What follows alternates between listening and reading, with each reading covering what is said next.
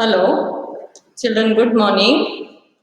Back to our class, Standard 4 English. Today, we will solve the exercise from the textbook. In the previous class, we had completed half. Today, we'll complete the remaining half.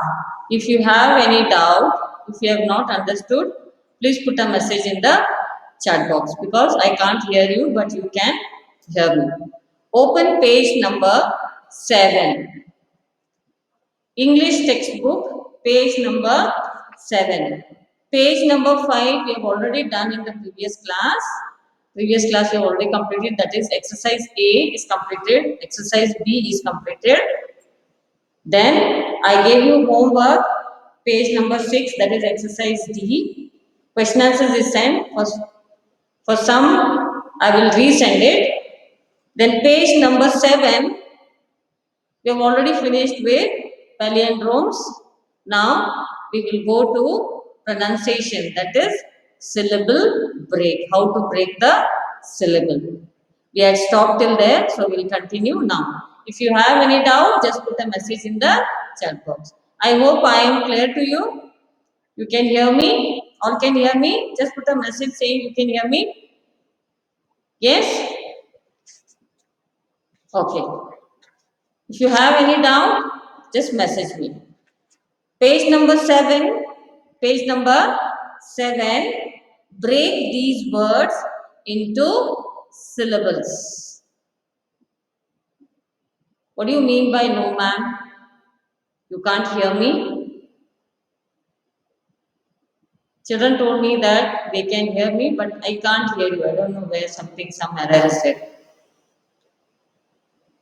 Provided you hear me, it's enough.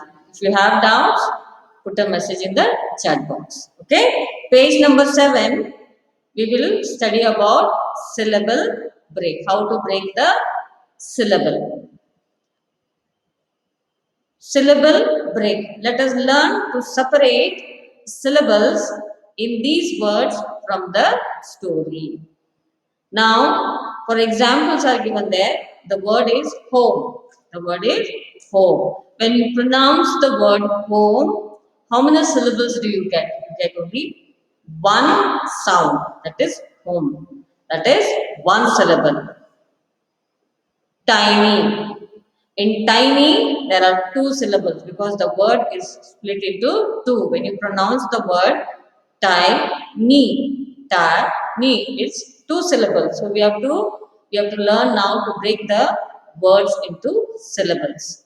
The third one is different. So this has three syllables. DIF, diff, FER, fur, and ENT, end. Different. So, three syllables. In the similar way, there are few words given in your textbook. We have to break it and we have to write how many syllables and you have to break them, separate them. Break these, a word can have 1, 2, 3 or more sound units. Now we are talking here about syllables. We are talking here about syllables. A word can have 1, 2, 3 or more sound units. Each sound unit is called a syllable. Each syllable contains a vowel sound and usually one or more consonant. Consonant sounds. We break a word into syllables to pronounce and spell it easily. We do it so that we are able to pronounce the words and we are able to spell those words correctly. So exercise on page 7, break these words into syllables. How are we going to break it? Break these words into syllables. Then write them in the given blanks. The first one is the word you. Y-O-U. Any idea, children? How many syllables in this word you? Any idea? Y-O-U. The word is you and the syllable is also one. Very good. Very good. So the word you has only one syllable. So you just write one dash and the word you. Sound, how you pronounce, it has only one syllable. So just write there one syllable. Very good. Shraddha has written in the correct way. One, put a small hyphen, you. Because you cannot split it because it has only one syllable. Second one is little. Little. It has how many syllables? Two. Very good. The word little has two syllables. The word little has two syllables. How we are going to break it? L-I-T hyphen T-L-E. Lit, lit, till. So two syllables. L-I-T is one and T-L-E is the second one. So two syllables. Now go to page number 8. Page number 8. Third one, flapping. Flapping. How many syllables it has? Flapping. It has two syllables. It has two syllables. The first one is F-L-A-P, flap, dash, P-I-N-G. Flapping. It has got two syllables. So the first one is F-L-A-P, flap, and the second one is ping, P-I-N-G, flapping. Fourth one, advantage. The word is advantage. The word is advantage. It has how many syllables, children? Three syllables. Advantage. First one is add, A-D, add, dash, V-A-N, van, and the third one is tage, T-A-G-E. So when you split it, you get A-D, add, dash, V-A-N, dash, T-A-G-E. So it has got three syllables. Advantage. Advantage. Okay. Shall we go to the next one? Next one, fifth one is crescent. The fifth one is crescent. It has got two syllables. It has got two syllables. Cre and scent. Cre and scent. Two syllables. And when we break it into, that is C-R-E-S. Cres dash scent. C-E-N-T. Crescent. Got it? C-R-E-S is first part. Put a dash, hyphen. The second one is C-E-N-T. Correct. Crescent. And the last one in this exercise, the last one, absolute. Absolute. It has got three syllables. The word absolute has three syllables. That is A-B-A hyphen S-O so hyphen and lute. L-U-T-E. Absolute. And when you pronounce the word absolute. So you are splitting the words into its number of syllables. All have done this? We'll go to the grammar part now. Grammar wise. Yes? Grammar wise. Under that we have collective nouns. Under that we have collective nouns. Nouns that are used for a group of people, animal or things are called collective nouns. Now what are collective nouns? Nouns that are used for a group of people, animal or things are called as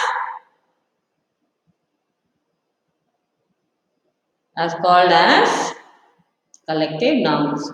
Children, please mute your system. Those who have not, please mute your system so that you don't disturb others. Okay? If you have doubt, you type a message in the chat box. But don't talk with your friends and disturb the others. Mute your system. So page number 8, fill in the blanks with the collective nouns given in the box. So we have to choose words from the clue box and write in the correct bracket. The first one, dash of flowers. These are all collective nouns. Dash of flowers. Dash of flowers. Bouquet of flowers. A bunch of flowers, when we put it together, we call it as a bouquet. So, a bouquet of flowers. First one is bouquet of flowers. You mark it in the clue box. Later on, write it in the space given. Second one, dash of bees.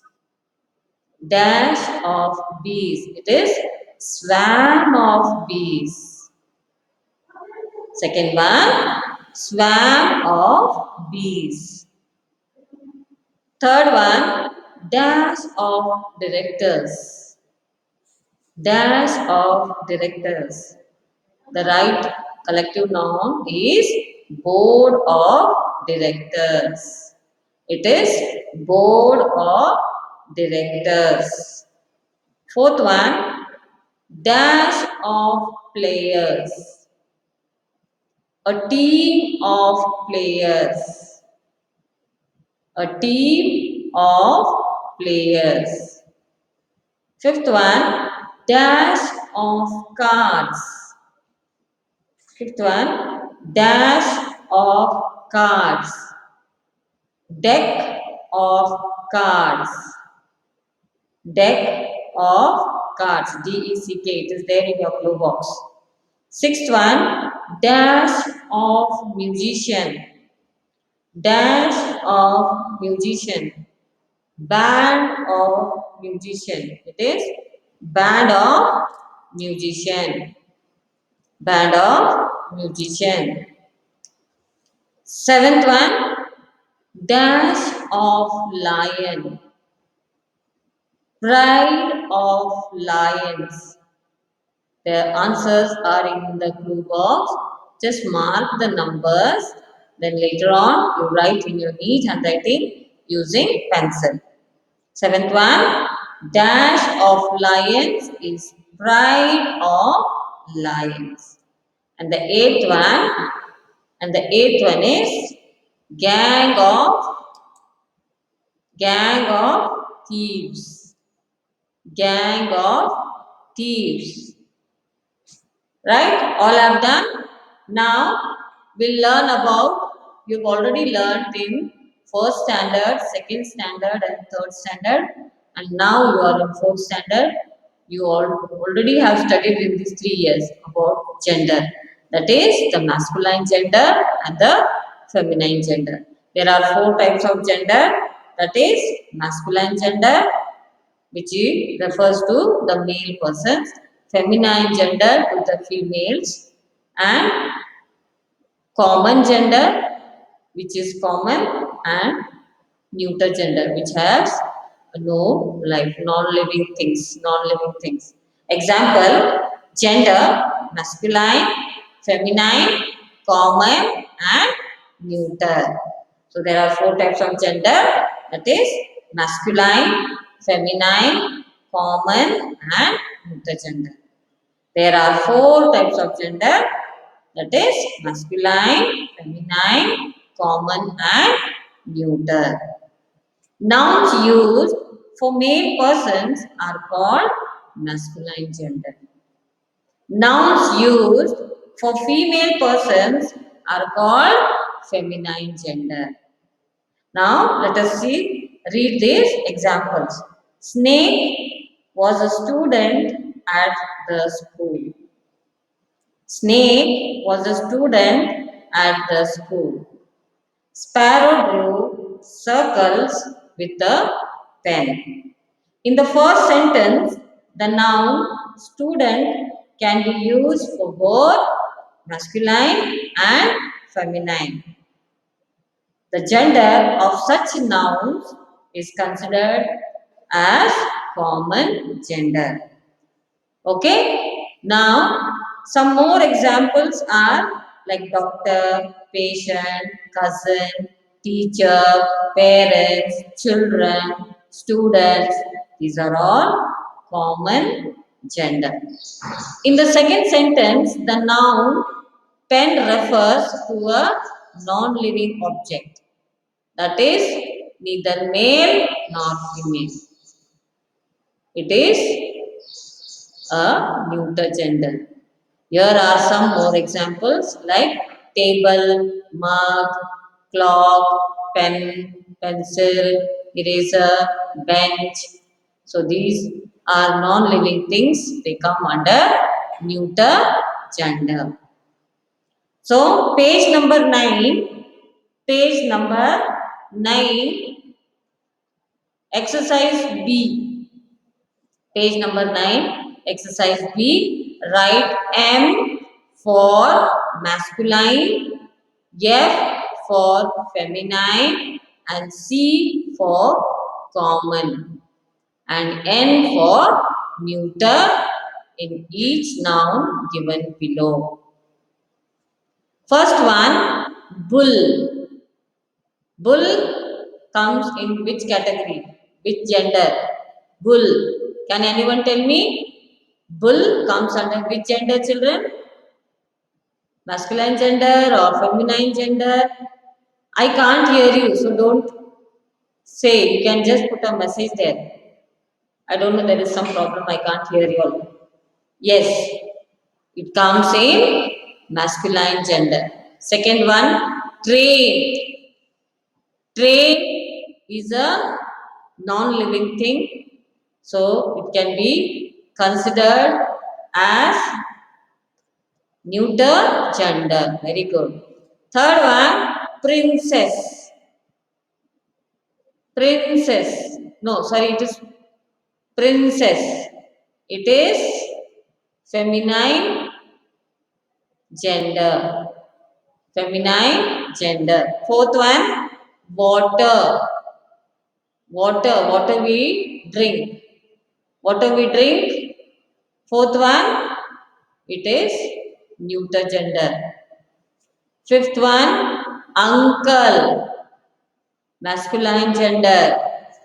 So there are boxes given. You have to write M for masculine, F for feminine, C for common, and N for neuter. And sixth one, baby. When we say baby, we don't know whether the baby is a boy, it's a baby boy, or a baby girl. So baby comes under common gender. Seventh one, bottle. Bottle. Bottle comes under which now? Which gender? Neuter gender, because bottle is a non-living thing. Eighth one, judge. What is the eighth one? Judge. Judge also comes under common gender. And the last one is queen. Queen is a feminine gender. Queen is a female, a feminine gender. I hope all have understood and completed the work in your textbook. Now come down. We'll come to countable and uncountable nouns. Countable and uncountable nouns. We have already learned